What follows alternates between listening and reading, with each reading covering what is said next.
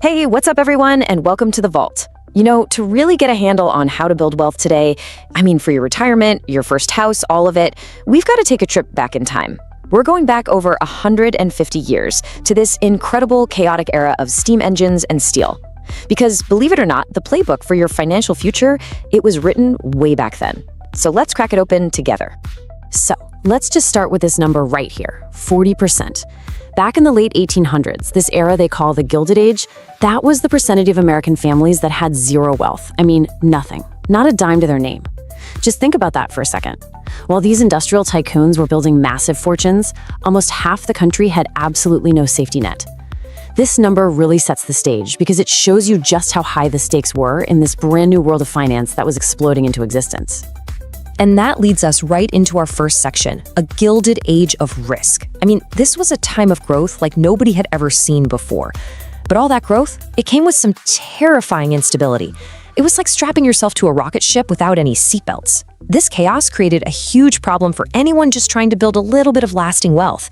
And the solution that came out of all that madness is probably the single most important investing tool that you and I have in our back pockets today. Just look at how fast everything changed. 1869, they finished the first transcontinental railroad. Suddenly, a trip that took 6 months now takes 6 days. By the 1880s, the amount of railroad track in the country had tripled. And this wasn't just about moving stuff around. This was the birth of big-time finance. Building these railroads was so incredibly expensive that it created this massive new market for stocks and bonds, hitting over $10 billion by 1897. To put that in perspective, that was more than 8 times the entire US national debt back then. We're talking trillions in today's money. It was insane. Yeah, and this quote just nails the two sides of that coin perfectly. On the one hand, you had this unbelievable opportunity, but on the other, it was the absolute Wild West. Financial panics were common, there were massive labor strikes, and that shocking inequality we just talked about. So if you were an investor, you could make a fortune on a new railroad stock, or you could be totally wiped out overnight. And this volatility really forced people to ask a crucial question. How do you ride this incredible wave of progress without getting completely crushed by it? Well, that Wild West environment really gave birth to 2 totally different ways of thinking. The first was active investing. This was the original game, right? You're trying to outsmart everyone, pick the winners, avoid the losers. It was all about finding that one golden railroad stock while dodging the 10 that were about to go bankrupt. And, as you can probably guess, it was super high effort, super high stress. So over the next few decades, a second path started to emerge from all that frustration: passive investing. This is a totally hands-off approach that basically says, hey, why am I stressing out trying to find the one perfect rail car when I can just own a tiny piece of the entire train network?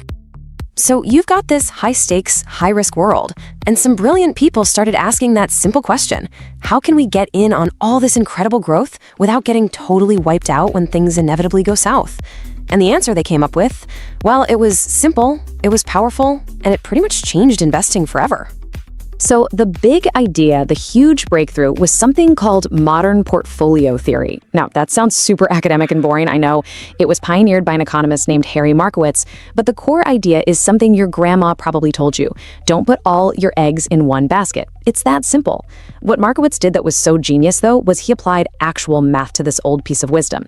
He proved, with numbers, that diversification wasn't just a nice little saying, it was a powerful strategic advantage that could completely change your financial life. And this chart right here, this shows you the magic in action. Okay, look at portfolio A on the left. That's the roller coaster, right? 100% stocks. Yeah, you might get some amazing returns, but man, you are gonna need a stomach of steel for the massive drops. But now look at portfolio B.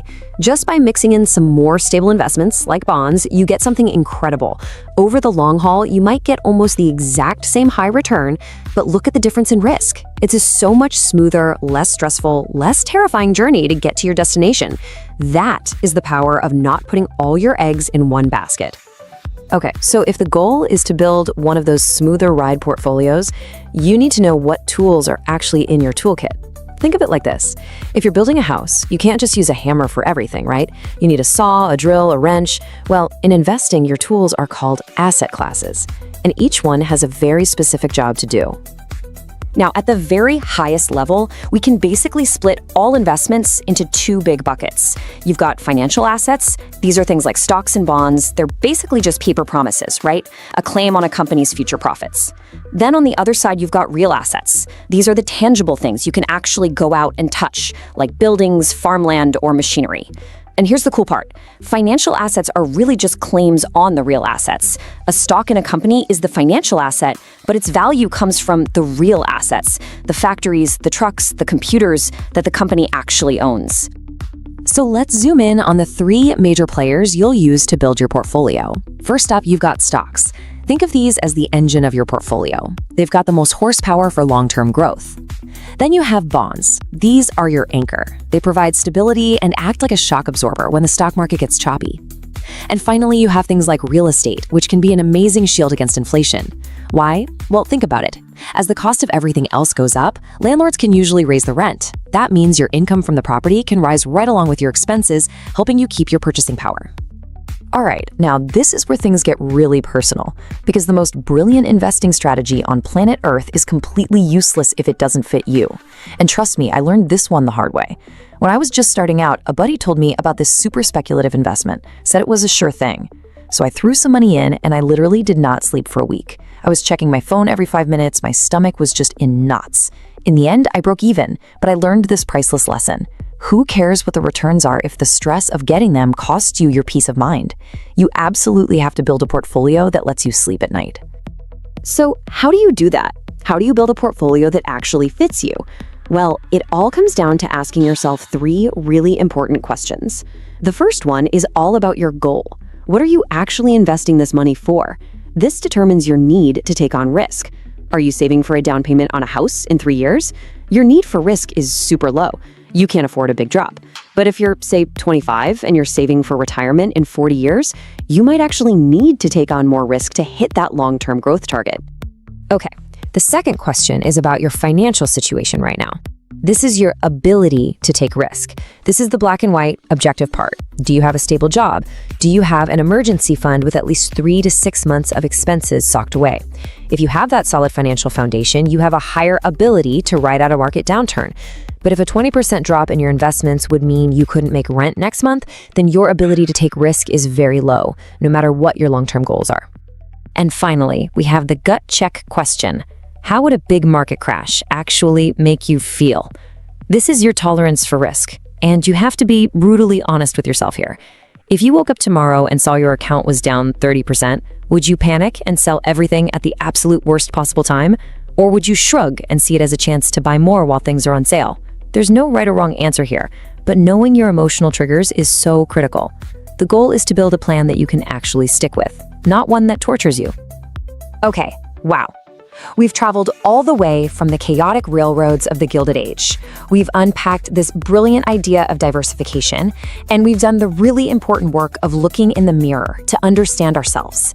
And when you put all of those pieces together, the path forward becomes remarkably clear and, thankfully, a lot simpler than you might think.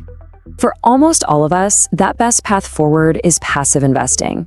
So let's just define it clearly. It's a strategy where you're not trying to be some Wall Street genius picking the next hot stock. You're not trying to beat the market. You are simply trying to be the market by buying something like an index fund. So instead of betting on one company, you're buying a tiny little piece of the entire modern economy. So how do you actually do this? It really is a simple 3-step action plan. Step 1, based on that risk profile we just figured out, your need, ability, and tolerance, you choose a simple, diversified mix of low-cost funds. Step 2, you automate the whole thing. Set up a regular transfer from your bank account every time you get paid, so it just happens in the background. And step 3, and this is the hardest part, I promise, you practice patience. You learn to ignore the scary news headlines, and you just let time and the absolute magic of compounding do all the heavy lifting for you. I really want this message to sink in. Building wealth is not about being smarter than everybody else. It is not about having some secret tip or finding that 1 in a million stock. Your job isn't to be a hero. Your job is simply to show up consistently and let the incredible, powerful engine of the global economy work for you over many, many years. So let's recap this whole journey. We started way back in the financial chaos of the Gilded Age, which led to the creation of a powerful tool, diversification. We learned that to use that tool right, you have to know yourself first, your need, your ability, and your tolerance for risk. And finally, we saw how a simple, passive investing strategy is the most effective way for most of us to put all of these lessons together and actually build a secure future. And that really brings us right back to the beginning. The robber barons of the Gilded Age, they built the railroads and the factories that created the financial world we live in today. So the question for you is, using all the tools and the hard-won lessons that came from their chaotic era, how are you going to build your future in it? You have more power, more tools, and more access than any generation that has ever come before. The only question left is, what are you going to do with it? You know, my biggest goal today was to pull back the curtain on the world of investing and just leave you feeling capable and empowered. I'd really love to hear from you. Let me know down in the comments, what's the one thing that really clicked for you today? Or what's the very first step you're going to take? Is it figuring out your risk tolerance? Is it opening up that first investment account? Let's talk about it. And hey, if you got some value out of this, a simple like and subscribe would mean the world to me. Thanks so much for watching, and I'll see you in the next one. Thank you for spending time with us here at the Violet Vault. Don't forget to like, subscribe, and drop your thoughts in the comments below. I'd love to hear from you. Until next time, stay focused and keep growing.